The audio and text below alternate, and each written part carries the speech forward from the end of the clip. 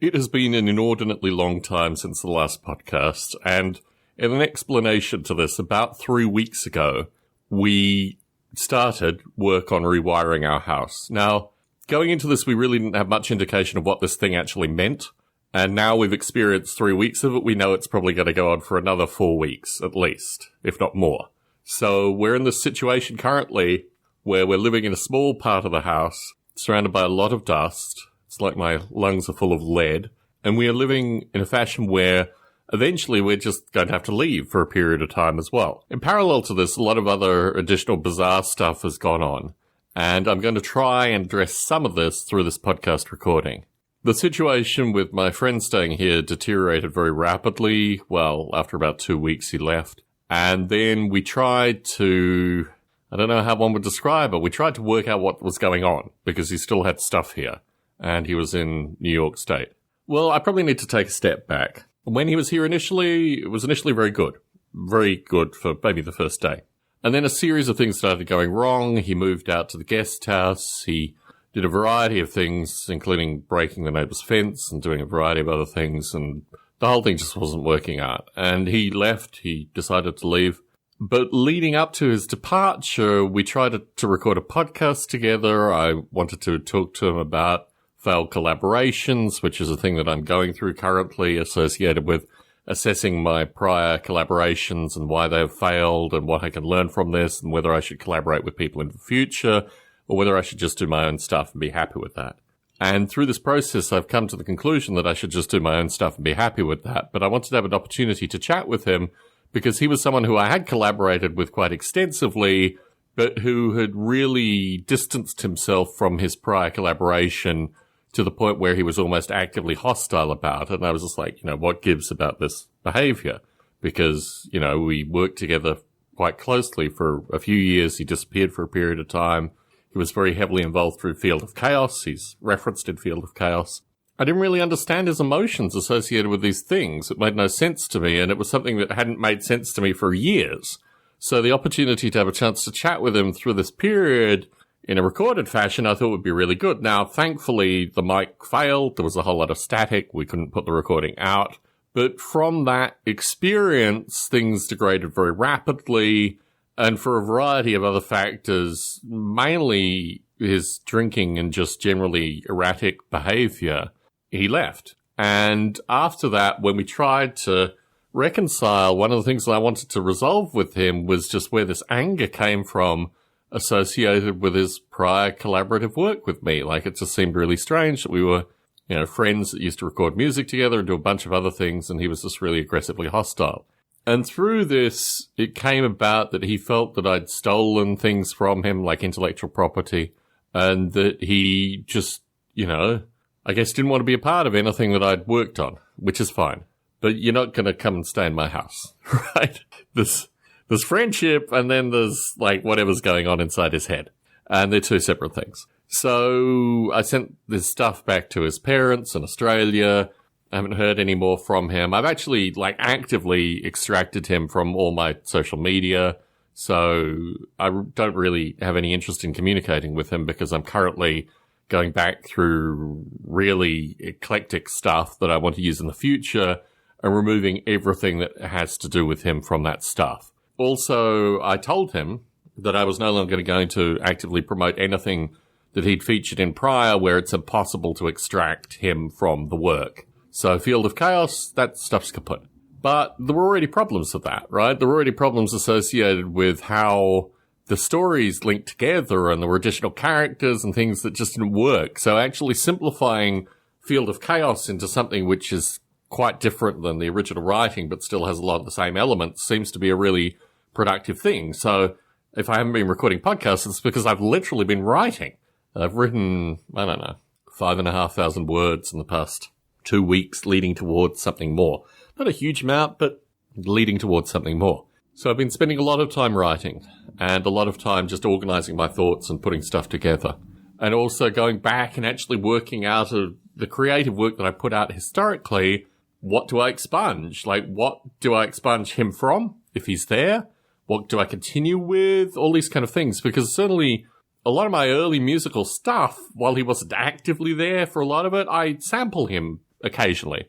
And they're samples that were pre-agreed upon samples. They were samples that he specifically recorded with me for the process of it coming out. Like, literally, we would organize recordings and he would participate in them.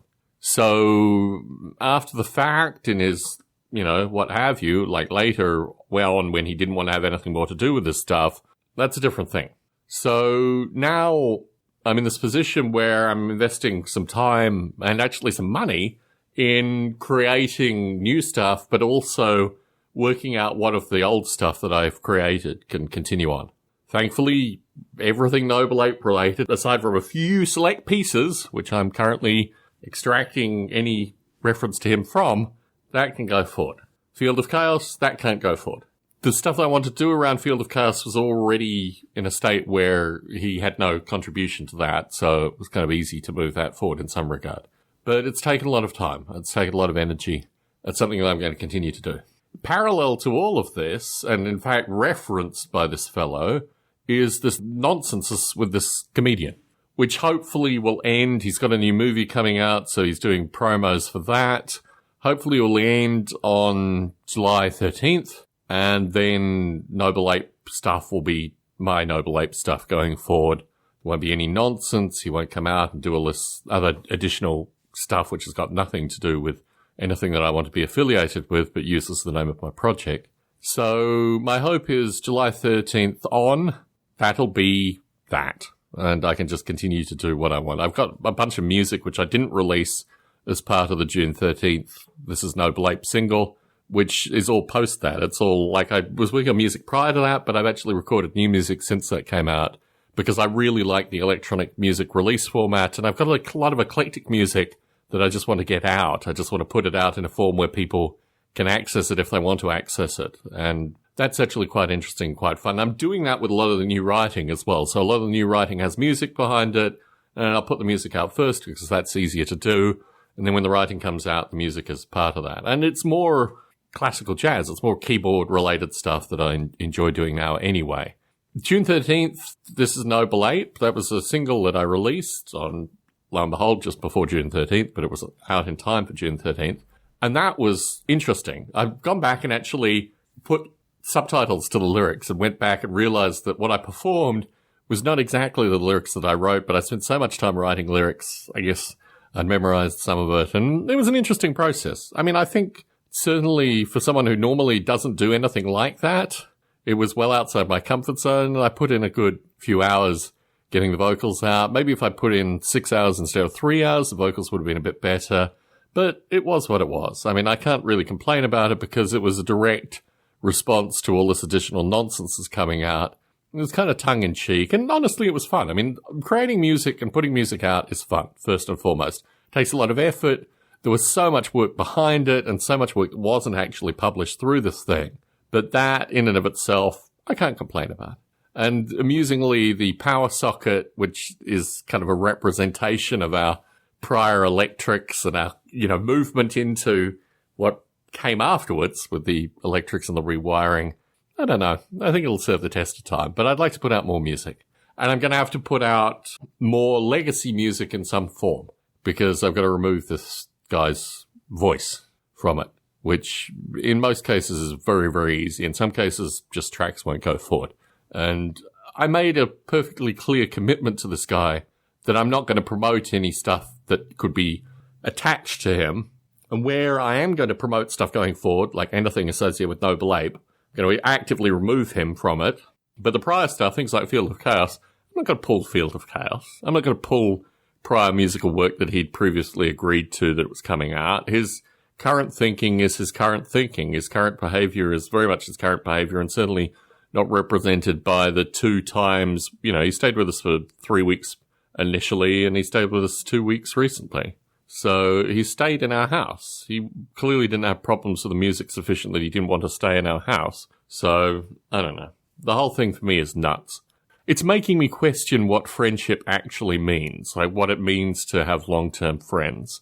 And in this light, I am releasing a new podcast coming out called Finding Like-Minded. I've registered findinglikeminded.com. I've got a few dot points out, but I'm going to be releasing a podcast in the autumn schedule. the Northern Hemisphere autumnal schedule, associated with what finding like-minded folk is like friendship in the digital age. Just a general disenchantment that I'm finding associated with a wide variety of things in a slightly humorous, Barbelé-centric comical light. So I'm looking forward to putting that podcast out, and just as a means of catharsis more than anything else. I have so many funny stories which have come through podcasts occasionally, but I'd like to concatenate down into something that I think will make relatively interesting listening and hopefully apply to a slightly large audience. My hope is that the name is slightly more associated with the concept. This is always the success that I've had with Model Rail Radio, is the name describes the thing perfectly. Stone Ape, to a certain extent. Long Funk, not really, right? So I'm still not really sure what's happened with Long Funk on iTunes, but thanks to the person who left the review, and hopefully that thing will just come together. I think it was Mike King. I'm pretty sure it was Mike King that left the review, but it could have been Sam Shave or a wide variety of other folk that correspond with me on a periodic basis. So that's the update. I'm in a very nihilistic, very introverted, very focusing on eclectic stuff, which hasn't yet come out yet, but very much in the sense of it has to come out. And the formats that I've created, particularly associated with publishing electronic music, will make it a lot easier for it to come out in the near future.